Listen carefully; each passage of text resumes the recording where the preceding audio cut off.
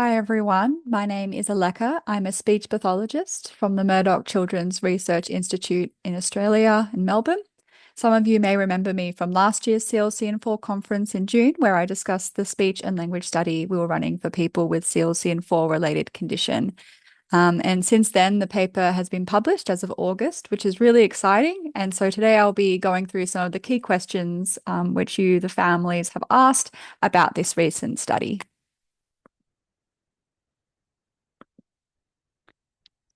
So for a quick introduction, as a speech pathologist and researcher in Australia, I'm really lucky to work in the speech and language group at MCRI, which is led by Professor Angela Morgan.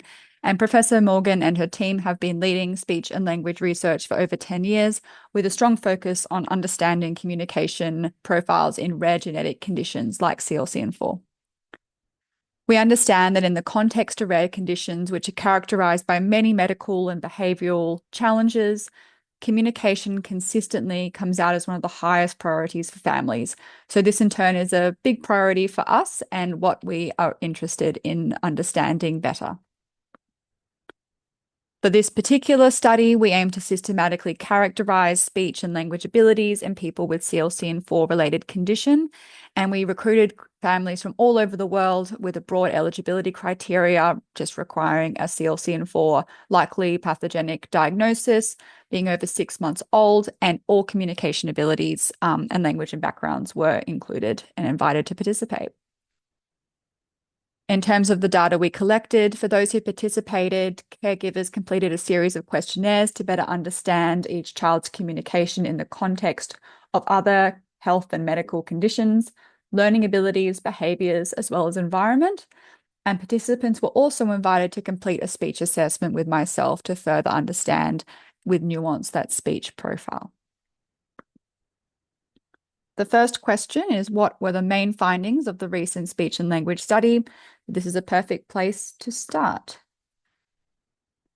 Looking at the big picture, we confirmed, similar to previous larger studies looking at overall development, that all people with CLCN4 variants had trouble both with understanding language and expressing themselves. So this was confirmed. It is consistent in our study and previous studies, so we can look a little bit closer about what these speech and language difficulties actually meant, what they actually look like. When we look a bit closer, we see that despite this overall consistency, difficulties with expressive and receptive language, there were lots of important details, and these details help us to understand that even within one gene variant, like CLCN4, there is lots of variety, which warrants every child to be assessed and given a unique therapy plan best suited to their personality, environment, and body structure and function. We saw that early communication milestones were really variable in this group. For example, some children said their first word at 1 year old, so this is within the typical range, we would expect that, while some people up to the age of 43 had not yet said their first word. At a closer look, we were also able to challenge previous preconceptions that having communication challenges in this group meant no communication at all. We found that, in fact, all participants were intentional communicators in this group. That is, they were motivated to get their message across, whether that be with verbal language, with sign, gestures, vocalizations, a high-tech or low-tech option like augmentative and alternative communication, or AAC, which I've written here and we'll go into detail with later. The progression to two-word phrases, so starting to combine words, add grammar, expand vocabulary, and add sentence structure, compared to our first early milestones, which are variable, this progression was consistently delayed in this group. This attributed to a reduced ability for children and adults to progress from needs-based communication, so rejecting something, requesting a food or item, to a more social and functional and conversational communication method. There's a real need here to promote functional social language as well as language to describe feelings and thoughts, as this is an important barrier in this group who all showed that strong social desire to communicate. This indicates that we should be adjusting therapy and communication options to optimize for these strengths and work with the child or the adult in this scenario. And finally, we also found that most children and adults had more than one speech diagnosis. They may have had articulation challenges, so difficulties producing actual sounds like p and b. They may have had also stuttering behaviors or motor speech disorders, which I'll go into later as this was quite a key feature. We also saw that in the context of other developmental and adaptive milestones, so social interaction, living in the community, daily living, communication was part of this complex whole. This means that when thinking about speech therapy for children with CLC4, we must consider the other factors that could be limiting or advancing speech and language. So communication wasn't significantly lower or significantly better than these other domains. They were all interacting together at that same level. This included features like learning difficulties. So these may impact a child's ability to process new information, such as new vocabulary, remember cues from therapy, and thus this informs other strategies that could be really helpful, like visuals or tactile prompts. This is seen because 10 out of 10 participants who were old enough to have cognitive assessment, 9 of those had intellectual disability. And this is confirmed in larger studies where this is a very key feature. Mental health and behavioral challenges like autism spectrum disorder and attentional difficulties and mood conditions were especially seen in adolescence and adulthood. And movement disorders such as hypertonia, so low tone across the body, could really impact the strength of the oral motor muscles in the face, create fatigue, so maybe becoming less intelligible towards the end of the day. Core and lung strength could be compromised here, so preventing having a strong voice, as well as the ability to select AAC cells and use fine motor skills, such as identifying a picture on an iPad or in a book. So this all comes together. And this leads us to augmentative and alternative communication, AAC. It's a long term. It relates to all the ways someone communicates apart from talking. Many people with CLC4 used AAC, including those with some verbal language and others who had not spoken with words yet. These included low-tech systems like keyword sign, pod books in the middle there, or natural gestures, all the way through to high-tech systems like iPad programs like Proloquo or LAMP. We often call this multimodal communication methods, as not one system is used, but a bit of speech, a bit of vocalization, some high tech. This was the case for most CLC4 participants, where different systems were used at different times and for different purposes. For example, one of our participants used vocalizations and gestures for the first 3 years of her life, when we were starting to introduce some therapy, having some other options rather than just speech. She developed her first words at 3 years, 6 months and progressed in her keyword sign ability. And then the progression from single words to 2-word phrases were delayed. So even though we were improving our single word ability and expanding that vocabulary, combining was really difficult. And this child ended up being diagnosed with a specific speech disorder called childhood apraxia of speech. So we can see here that the type of AAC and also the type of therapy has changed over time. So this is a dynamic process and child and family centered. Not only does the type of therapy change per child, but it changes within the child at different times in their life. This is all really important to understand because despite the fact that AAC was used in many people that had CLC4, there was some concern from some parents about whether AAC might inhibit language and prevent that spoken language. And we, as speech pathologists, are really aiming to educate and help to understand that using AAC or other methods of communication really helps to expand and strengthen these connections and expressive language in all forms. We also see that there were specific speech diagnoses that was possible for people that had more spoken language available for assessment. So 4 verbal participants were assessed, and all 4 of these were diagnosed with a particular motor speech disorder called childhood apraxia of speech.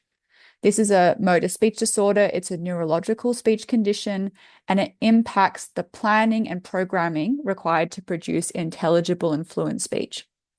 We can see here that there's 3 criteria we use to diagnose this. So the first is inconsistency. So saying the same word different ways on different repetitions. Having lengthened and disruptive co-articulatory transitions. This is criteria 2. So this is using errors we really wouldn't expect at any age group. Having voicing errors or vowel errors. And then criteria 3 relates to prosody or the stress and tone of our voice. So often there was a monotone or equal and excess stress placed on all syllables of words and a differentiated rate there. What we can see here and what I'll emphasize is that for these children, they're not presenting with just speech delay. There is a particular speech disorder here that we can diagnose and therefore treat accordingly. So it is really important, as I'll emphasize throughout the presentation, that specific assessment and consistent assessment is very important. So question 2, as we've seen from our data and previous studies, this is absolutely the right question to ask when your child receives a diagnosis. Are there any steps I can take early on to support language development and diagnose any issues with speech soon? So in terms of supporting early language development, there are lots of strategies we can use to promote a really rich learning language environment. This includes things like book reading or having just books around for children to pick up and look through, having lots of face-to-face time. So using natural situations that use the mouth and use the face. So during mealtime, when you're brushing your teeth in the mirror, this is all really important to build joint attention and have your child look at those oral motor movements and changes. And then there are also new studies that are looking at novel infant treatment options. So this includes things like the Babel Boot Camp, which focuses on creating strategies for parents to support early language in the home for children who are known to be at risk for delayed language development. So research is coming out here on ways to proactively promote speech.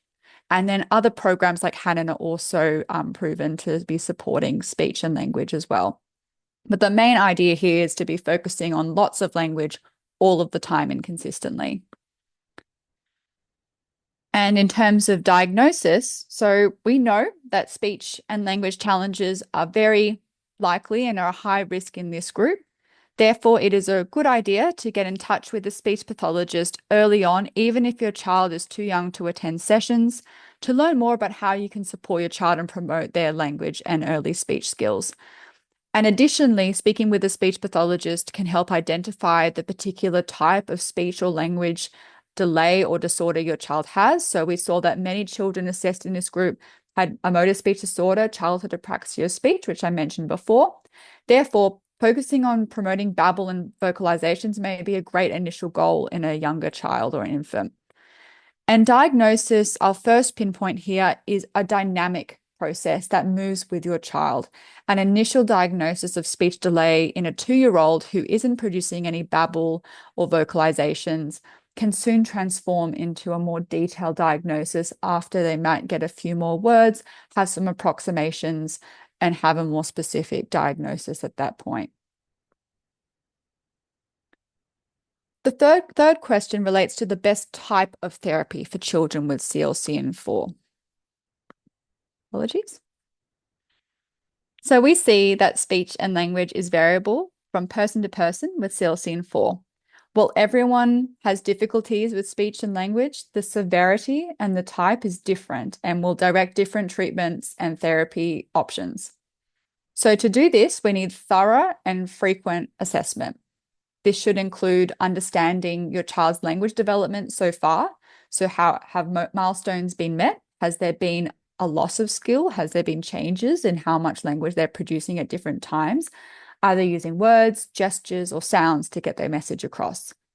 We also want to understand your child's speech skills. So which sounds are they producing? How often are they producing them? And how clear are they? And if you don't think that your child is producing any sounds, what are their vocalizations like? Are they making some vowel sounds?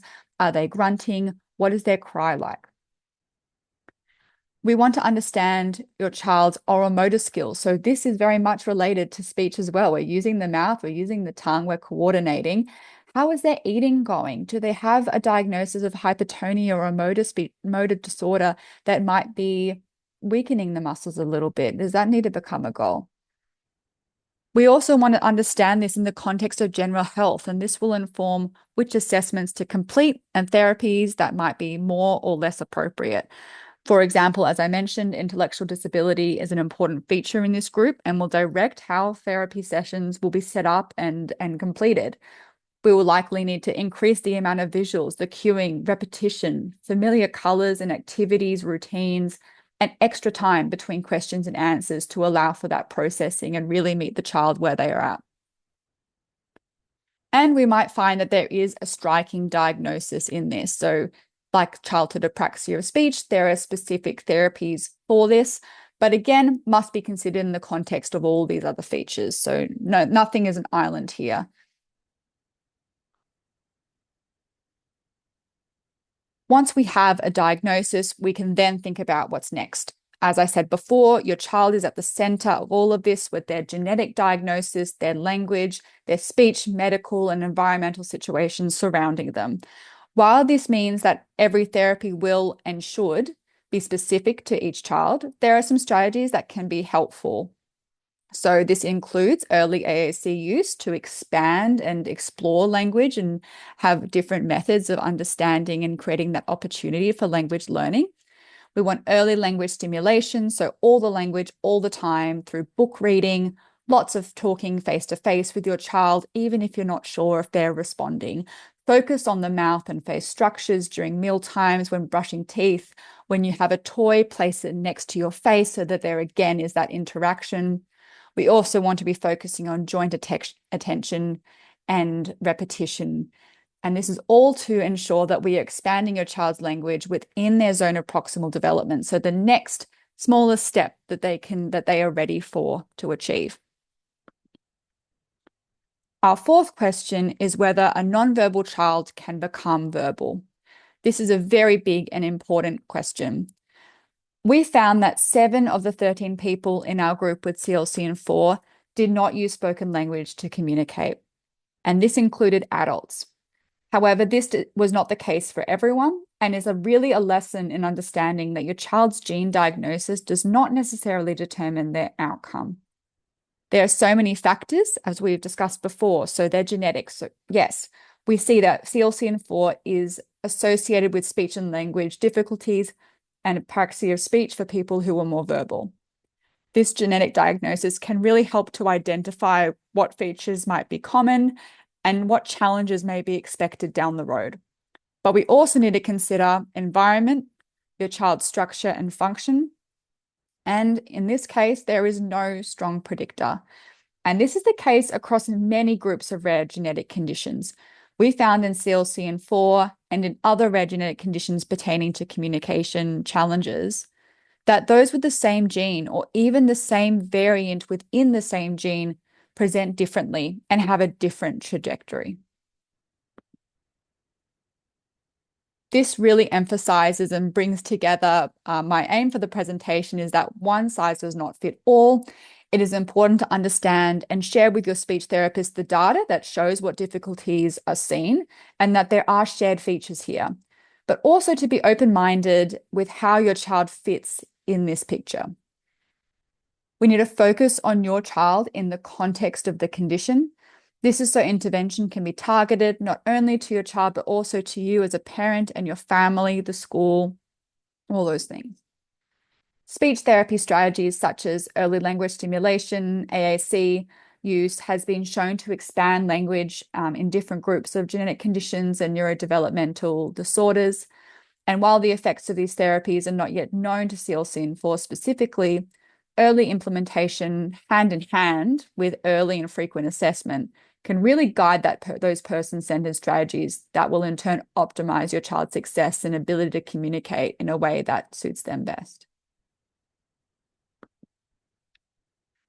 I've gone through some of those bigger and most important questions today, but if you would like more information, we have a whole page dedicated to CLCN4, which outlines the study and frequently asked questions and some more information about speech and language development. And we also have a fact sheet, which can be helpful to give your clinician or your child's educators to help them learn more about your child. So lastly, I'll say again a massive thank you to all the families who contributed to this project, and with a special thank you to Gina Tan and our authors who made this study possible. Thank you so much.